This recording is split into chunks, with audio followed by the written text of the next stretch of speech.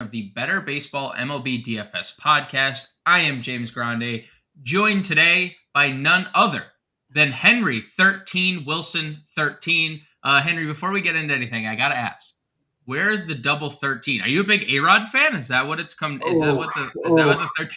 I mean, No. I know you're a Red Sox guy first, so I know that was maybe you hoping you would get A-Rod when he originally went to the Yankees, or is that what it was? No, not at all. Definitely nothing associated with A-Rod. 13's just always been my number, and Okay. Henry Wilson's a common name. So unfortunately, getting a Twitter handle is not the easiest thing always. So we get two of them in there. Okay. I mean, I figured I nailed it with the A-Rod thing Yeah, because I it's know. super close. Yeah. Yeah, super close. Yeah, super close. Almost got it, but happy to have you here, Henry. And as we head into this July 4th slate, we're breaking down the 1 p.m. slate, as you guys can see here. 8 games on DraftKings. Um, what stands out to you upon initial look here, Henry? I mean, Colorado in Houston, so no Coors. Thankfully, I have Coors fatigue over the last week or so, considering back-to-back slates there, one including the Detroit Tigers. That was super fun. And that, I mean, not at all. Anything from the Vegas side of things stand out for you at current moment where we have like any lines or over-unders that we should take a look at? Uh, you know, nothing too crazy, but I do like, possibly some overs with Texas and Boston. Both offenses Yep. can score a lot. We just saw Texas score they just scored 10 runs today and lose. Yep. So Yep. obviously, those offenses can put up a lot of runs. So, maybe play some overs over there could be interesting. Okay. I could get behind that. And let's see if there's anything else. Cincinnati not on the main slate, unfortunately. We have 9 implied runs in a couple spots. Nothing that really stands out that we really need to attack. So let's just get into it right off the bat, and we'll start at the pitcher's position. And there's 4 names above 10K. There are no 9K price pitchers. There's only 2 8K price pitchers, and then there's just a lot of meh. But at the top, as you mentioned, who are your top tiered arms or arm on this 4th of July slate? Yeah, it is arm for me. It is singular Jesus Luzardo for me. He's been pitching absolutely amazing, and especially at that above 10K, like I'm happy to pay that for him. And compared to the others, Nola, Eflin, Senga, those prices just feel too high for 3 guys who have been okay, but not really ace level pitchers. But Luzardo, he's been an ace, and I'm all over him against St. Louis for this slate. Yeah, outside of one kind of blip in the radar lately against Seattle, it's been all good. 9 strikeouts in back-to-back starts, 8 or more in 3 of his last 5, 19 plus fantasy points in 4 of 5. If this was last year, I'd call you crazy, and I think a lot of people would because St. Louis hit lefties so well, and Luzardo was good, but not this good. But we are starting to see the fruits of that of the Luzardo labor. We thought this is who he was gonna be for a while, and it just took a trade and some good Marlins team, I guess, around him to really show out. So I agree. I do think he is really the only guy up here. Philly's offense looks good. Tampa's offense has been good all year, and Senga can't pitch on the road. I will say, in Kodai Senga's defense, and not the road, because he has been just terrible on the road outside of the Pittsburgh start. Yeah. We'll wait and see what Arizona's lineup looks like with Corbin Carroll news just kind of still floating. I think we could get something more definitive. I know he entered and he had an at-bat, but I guess that's good enough to say he's going to play on Tuesday, and Terry Lovolo thought so too, that he thinks he's going to play, but remains to be seen. If Corbin's in that lineup, I probably have little to no interest in Senga. What about the value tier, or just anything below the 10K tier, rather? What piques your interest? Because I think you and I both pinpointed one particular option, and he hadn't looked good before the injury, but has looked good since returning from IL. Yeah, Kenta Maeda is I think a really good value play here today. He has looked pretty solid in his last couple outings. Obviously, it wasn't like huge against Atlanta, but it's Atlanta, and he Right. survived. Like he got positive points against the Braves. Seems like a win. And now getting to take on the Royals, like that's a pretty solid matchup for him. And yeah, I like Kenta Maeda for this. What a crazy concept that is. That we're happy if we're getting positive points against it. Like, Yeah, and he just wasn't bad. He wasn't bad by any stretch. He wasn't good. Like, I don't even think he was on the main slate in that. No price there usually indicates he wasn't on the main slate, so we didn't even have to worry about it. Royals are just dreadful against right-handed pitching too. I mean, they've bad. been that way, bottom three or bottom two in every offensive category against right-handed pitching, with a 24% strikeout rate to boot. And we saw Maeda return 8 strikeouts against Detroit. So I fully agree. I think he is going to be very popular at 7,100. How about some not so popular guys? Do you have anyone? I think you and I might have a couple names that are opposing each other that might not be that popular. Yeah, I would agree. I know you like Kyle Hendricks, which I actually like a bit too, but my favorite of the two is Wade Miley in that matchup. And obviously, Cubs are a little scarier of an offense than Milwaukee is, but I think Miley probably gives you a little more strikeout upside than Kyle Hendricks does, which is Yeah. basically non-existent. And he's put up some good outings recently, and so yeah, probably not a super popular play, but I think it's a good pivot and really cheap today to go after Wade Miley. My only concern with Wade Miley, and I'm just going to pull it up just to be sure, he has been the beneficiary this year of some really good luck. And I've been waiting for so long this year for the regression to come, and it just hasn't. Like 5.4 strikeouts per 9, which we knew about Wade Miley, right? Like he'll always pitch to contact. That's not anything new. 302 ERA, 481 x 481 expected ERA, 493 xFIP. His BABIP of 231.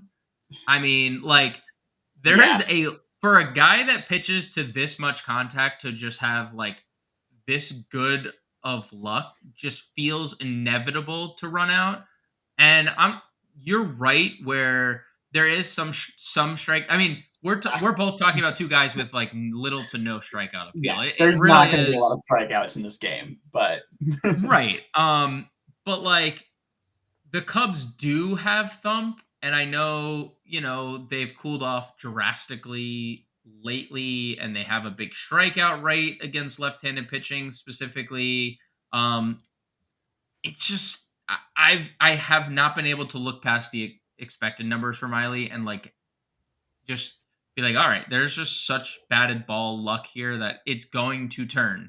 Um, Hendricks has been interesting because he hasn't been striking guys out or like you mentioned, but he's pitched really well overall. No start this year, more than 3 earned runs. He's pitching deep into games. We even got a 27 fantasy point ceiling out of him, which again, 3 strikeouts in that outing. So like not expecting it again. But if you were to tell me on this slate, like pivoting off Kenta Maeda, because that's obviously the chalk SP2 of the slate.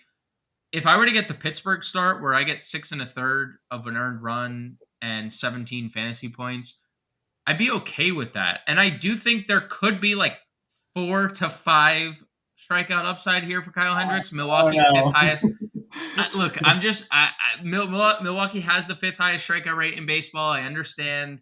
But we have 4 strikeout games from Kyle Hendricks this year. I know that's crazy to say.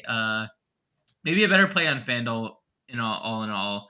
Is there anyone else? That's the problem though, because the rest of the slate, where else would we go?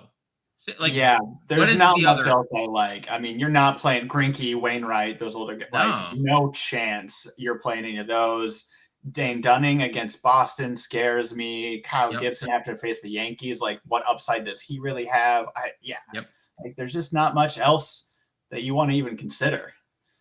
I guess maybe Gibson, but he's coming off Maybe, some but brutal. He's coming off some brutal outings, and yeah, one good offense and one bad offense. He got shellacked in both. I know he had a really good outing in Yankee Stadium earlier this year in May, 7 scoreless. Yankees don't really strike out against righties. They strike out a lot against lefties. It's a 21% strikeout rate against righties. So I don't really know what the ceiling is on Gibson either. So I mean, ultimately, Maeda, Luzardo are probably the two chalk pitchers of the day, but yeah. just some food for thought elsewhere. Guys, before we move on to our infield breakdown, head over to rtsports.com. That is real time sports, and try out their daily pick'em contest. It's a lineup of player props, hit them all and win. They have baseball, they have golf, they have all different types of sports. It's your classic over under. Will Kenta Maeda have more than 5.5 strikeouts? Or let's say that's the line for 4th of July. But head over there, rtsports.com/alarm, and use code alarm23, and first time depositors get 100% instant deposit match up to $200. That's rtsports.com/alarm using code alarm23, ALARM23, and get up to a 100% deposit match up to $200. And please play responsibly. If you have a gambling problem, please call 1-800-GAMBLER. Let's dive into the infield, Henry. With the that stuff aside, what are your top infield options here if we're spending up at the position? So if we're spending up at the position, there's a few guys I like, and they are, at catcher, Jonah Heim. He has been fantastic this year, and I don't love paying up at catcher, but Heim against a left-hander has been unreal. Yep. I mean, he's been great against everybody, but especially against a lefty in Murphy. Yeah, definitely into Jonah Heim today. Okay. He has been great against lefties. What else you got for me at the top of this? Yeah, paying up for some more. I'd say at first base, I love Luke Raley for the Rays. Okay. He, price is climbing. He used to be a value play, but he's deservedly, has this price. He's been awesome. You see over 1,000 OPS over his last 10 games. Obviously, Nola's a great pitcher. They might be tough to stack the Rays against him, but he's also been fairly hittable in a lot of his games this year. So I like the power that Luke Raley gives at, not crazy expensive, but still, closer to the top today. Yeah. And I mean, Aaron Nola has not been great, unfortunately. Yeah. Not going to say anyone on this podcast predicted him to win the Cy Young in the NL this offseason, but I'm also not going to say that. And that person feels really bad about doing that. Such thing right about now. I like Jose Altuve quite a bit.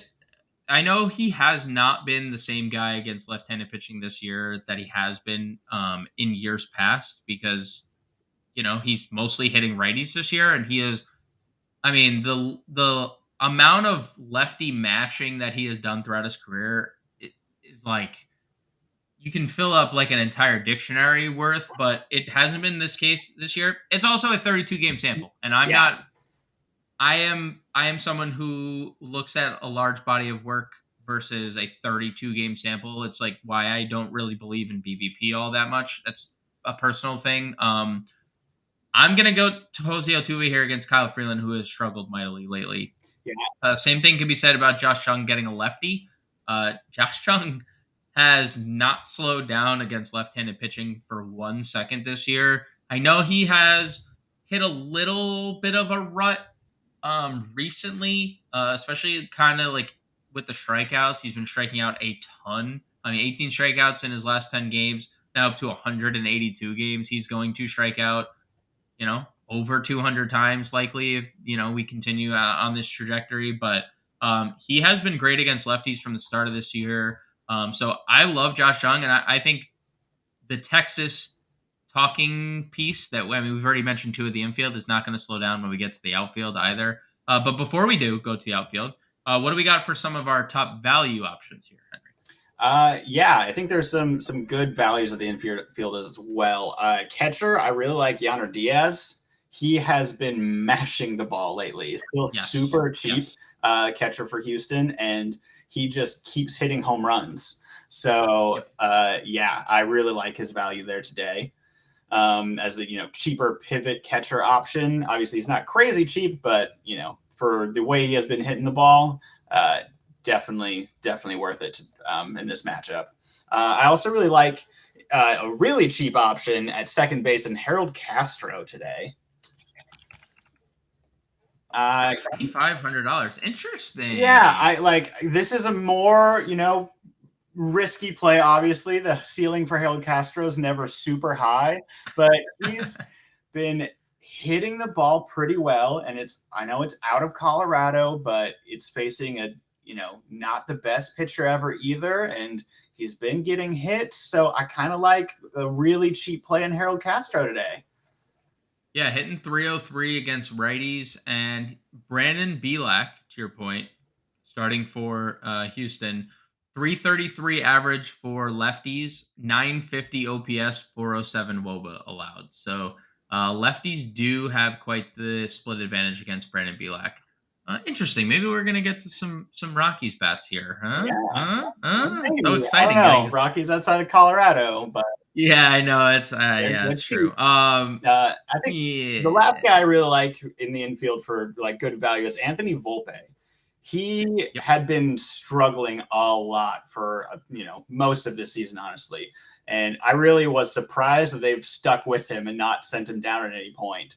But he has turned it on recently. He also over 1,000 OPS over the last 10 games, and no home runs, but he's just hitting the ball. So I really like. Again, we already expressed concerns of Kyle Gibson of how much can he really do again against the Yankees. And so I like Volpe today at this price.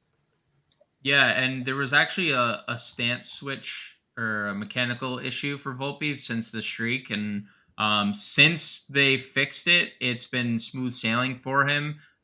So you know what? I'm happy to see the Yankees. As a fan of the team, I'm happy to see them stick with their, one of their top overall prospects, one of the top overall prospects in baseball heading into the year. So, yeah, I like what he has been more powerful against lefties, but what we know about it with Anthony Volpe is if he gets on against Kyle Gibson, he's stealing second base. So I like that call quite a bit. I like Ezekiel Tovar and another value shortstop and the rhythm that he's been at the plate.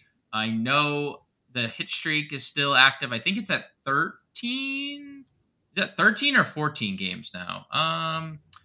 15 games? Math is hard. I think it's like up there. Let's see, 13. I think it's 15 games. They moved him back down when Chris Bryant returned, and then they instantly moved him back up to second when they realized that was a bad idea because he is on a 15-game hitting streak. I'm going to keep riding of Ezekiel Tovar. Brandon Bielak hasn't really been good against righties either. He's just kind of been a subpar pitcher. So I'll attack Brandon Bielak. And I said it to you before we went live, and you were like, are you sure? I'm going to be playing a lot of Marlins here. So naturally, Garrett Cooper, one of the biggest boppers in their lineup, especially with Jazz down. He has flashed a lot of pop. I mean, look, Garrett Cooper has a lot of power. He just never stays healthy. Like it's not a fact of like, will this guy hit home runs? It's will this guy stay in the field? He hits home runs when he's healthy, and he has 10 home runs in 63 games this year, 20 extra base hits overall. And, that's really all he does. 291 OBP, nothing to be desired, but 424 slug for a guy hitting 250, not too bad. But 1,000 OPS over his last 10 games. And, unfortunately for a all-time very good pitcher, not going to say great, very next tier down in Adam Wainwright, it's his time has come. And when you're 40 years old and you're trying to navigate through major league lineups, sometimes that happens. So righties hitting 325 against them, lefties hitting 400 against them. Garrett Cooper, 9 home runs against right-handed pitching, $3,200. I like Garrett Cooper quite a bit. Love it. Let's pivot to the outfield, shall we? Where there is never a shortage of options, especially on an 8-game slate. You and I both have Adolis Garcia written down as our top option here in the outfield. And you know what's funny? Like, for a long time, he was only really hitting righties, and he wasn't that good against the lefty split. And then he just was like, it just something turned. 224 ISO, 382 WOBA now for Adolis Garcia. Probably the head of all Texas stacks on this 4th of July. Yeah, right? I have to say that I'm really changing my tune here because I have been the biggest Adolis Garcia non-believer for like well over a year now, that he is just not that good for fantasy. He's not going to be able to keep up these numbers, and the dude just keeps smashing, and I think I need to finally eat it. I picked him today. I think he actually is a good matchup here. Love Texas lineup, so I'm finally just going to eat it and say that I was wrong. And apparently he's actually good at baseball, because I just refused to believe it for so long. I thought the wheels were going to fall off for him, but he just keeps hitting. I mean, like, you're not wrong when a 29-year-old player just kind of, who has not been good for how many years and was never a top prospect, and he wasn't. And then at 29, you're like, oh, this guy has 30 home runs and 20 stolen bases at the end of the year. And then he does it again. And you're like, all right, well, I mean, 2 fluke years, right? Well, here we are. The stolen bases may come later. They haven't been on full display. Maybe we sneak out 15 this year. But well on our way to another, I mean, maybe the most powerful season of his career yet. 35 home runs on the way. So, he's definitely been a someone we need to study when his career is over, because at 29, entering, like, I mean, it's just been nuts since his 29 season. So after Adolis Garcia, what do we got for your top plays here in the outfield? My other real top play here is Brandon Nimmo. Brandon Nimmo has been crushing the ball. Usually Nimmo's not a huge power guy, but he has 5 home runs in his last 10 games. Brandon Nimmo has been crushing the ball. He's been great all season, to be fair, but he's really been getting the ball out of the yard recently. And I don't really trust Zach Davies that much at all. So big fan of the Mets here, and really big fan of Nimmo at the top of that lineup. It's hilarious. Colby Conway and I did the last Zach Davies podcast when he pitched against, I don't know who it was, and I'm just being lazy. I could just check, but he fired 7 scoreless innings. It was Tampa, and we were like, "Oh, we're gonna go crazy." It's Zach. He's been dreadful. He's been getting shelled by everyone. 7 scoreless against the number 1 team in baseball, because that's baseball, right? Yep. That's baseball for you. But he's been bad overall. Still, even with this 7 scoreless, right or left-handed bats still hitting over 300 with an 800 OPS against them. So I love your Brandon Nimmo call. Yeah, the 7 scoreless against the Rays isn't going to change my tune for him. Like, it was a good game. He might have more good games in the future. Nothing to bet on it. Like, right. I will continue with my Marlins fandom here. Jorge Soler, the most powerful bat in the Marlins lineup. I mean, live for a home run every time he steps up to the dish. Yeah. So, like, I watched him hit a home run out of Coors Field this year, or was it Arizona? It was like the furthest ball I've ever seen hit in Arizona, left center field. That man has infinite amount of power. I like Christian Yelich. Honestly, this has been maybe the longest good stretch of Christian Yelich we've had in, like, since he won an MVP? Yeah. Since he won an MVP. Literally, probably correct. Like, since he won an MVP, he has been awesome. And I know I mentioned I like Kyle Hendricks, but Kyle Hendricks doesn't miss bats. And if he's not going to miss Christian Yelich bat right now, a guy hitting 385 over his last 10 games, that is an issue. Why don't we fire off some value tiers before we get to our final segment and where we build a lineup, Henry? I think there's some great value options on the offenses we've already kind of been talking about. One of them in Texas with Leody Taveras.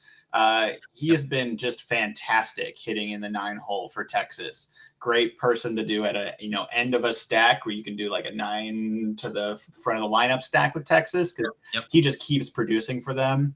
And then we already talked about the Mets too. I love Tommy Pham today. He is still really cheap, and Pham has been crushing the ball, like unreal crushing the ball. It's crazy. It's crazy. It is crazy to see, but you're right. He has arguably been the Mets' best player, and I'm sure that's what they were looking for out of Tommy Pham when they came into the year, right? That he'd be their best player. That was exactly what they thought. Yeah, totally. Yeah. I'll just add Chas McCormick and Brian De La Cruz, two more guys that I have a ton of interest in. Let's move on to a segment that, do you have it? I'm going Grande's Gems. Do we have like Henry's homers? Henry's homers is pretty good. Henry's homers, Sure. and why don't we parlay that right into your home run call, and just why don't you rattle off your home run stacks and all this good stuff? Yeah, sounds great. My home run call for this slate is going to be Pete Alonso. Already talked about the love of the Mets, and Pete's been struggling since he came back from injury, but he just hit a home run yesterday, and now we get the announcement that he is participating in the home run derby again, so he's got to warm up for it, and I think he's getting a home run. My top stack of the night, I think, is probably pretty obvious. I keep talking about it, but the Texas Rangers are my top stack. I really think that they're going to have a great game here of a lot of offense with Boston. And for my contrarian stack, I am going to go with the Phillies. Zach Eflin is one of the top pitchers of this slate, and he has been pitching great, but I just think he is hittable still, and I really like the Phillies offense. So if you want to pivot and go against one of the top pitchers, I like the Phillies. A little revenge narrative there, by the way, too. Yep, exactly. But we'll see. And then, for my star of the night, I'm going with my catcher pick of Jonah Heim. Again, I think what he can do at the catcher position, he is rightfully about to be an all-star, and I expect him to keep that up in this stack. And my biggest value play of the night is who we just talked about, Tommy Pham. He's crushing the ball, really cheap in the outfield, like the Mets as well, and I think he's going to be the best value play in this slate. What about you? I love all those. I'm going to go with Adolis Garcia, top stack Texas Rangers. I'm not pivoting off of that. Me and you were lockstep there. I'm going to go Marlins as my contrarian stack. I like the Marlins here against Waino. Star of the night, Josh Jung, sticking with the Rangers theme. And value play of the night, I'm going to go Kenta Maeda because I think he's clearly the best SP2 of the slate. Henry, we have like 2 minutes. A minute. Let's build a quick lineup here. I think we should probably go Luzardo Maeda would be my guess. Would be Tommy Pham with some good value that you had listed here. I think that would be pretty obvious to get him in. Who was your home run call? Was Alonso. We could get Alonso here, 5,100. That's a good price. Jonah Heim was a catcher that you had a lot of interest in here. Yeah. What else do we want to do? Where's some Texas outfield value? Ezekiel Duran, or Leote, or both Leote and Duran. And just go a full value outfield. Like, is that? I'm down to play as much Texas as you. Yeah, we both liked Altuve today at second. If we're going value outfield, we could probably afford Altuve. We have $38.50 for a third baseman and a shortstop here. Well, maybe you go to Young here with Heim. Do the Heim-Young pairing more Texas, and then you can go and Volpe or Tovar at shortstop. Ooh. One of those. Yeah, perfect. $0 left. Luzardo, Maeda, Heim, Alonso, Altuve, Josh Jung, Anthony Volpe, Tommy Pham, Ezekiel Duran, Leote, Taveras. That'll do it for today's Better Baseball MLB DFS podcast. We'll be back, not Henry, but I will be back at 5 p.m. Eastern with Howard Bender to break down the 5-game evening slate kicking off at 6:40. Thank you guys. Have a great 4th of July, Henry. Have a great 4th of July, FA Nation.